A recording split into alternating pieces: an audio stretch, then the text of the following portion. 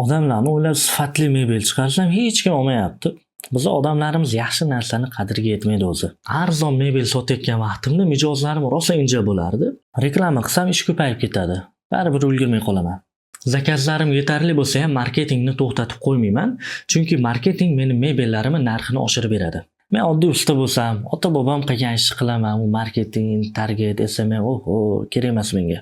Men oddiy usta bo'lib qolib ketishim mumkin edi, lekin men tadbirkor bo'lishni tanladim. Meni marketingga beradigan ortiqcha pulim yo'q, ularning hammasi tekinxo'r bo'ladi o'zi. Birinchi boshlagan paytlarimda har oy SMM agentstvolariga pul bergan ortiqcha pulim yo'q edi. Shuning uchun mebelchilar uchun maxsus SMM kursi bor ekan, shu kursni olib o'qib, o'zim mustaqil SMMni yurgizishni boshladim. Keyin ishlarim ozgina yurishni boshlagandan keyin hozir mana agentstvolarga topshirib yuborganman. Eng qizig'i o'sha kursni o'qiganim uchun men SMM agentstvolaridan qanday ish talab qilishni ham o'rganib olganman. Qanday qilib bunaqa qimmat mebellarni sotyapsan? Sen qilgan ishlarni ko'ryapman. Uni men ham qilaveraman, lekin nimagadir mendan olishmayapti-da.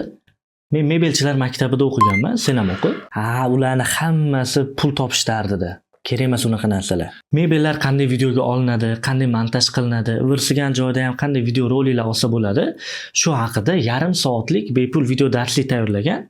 Shu pastdagi knopkaga bosib, o'sha videoni ko'rib olsang bo'ladi.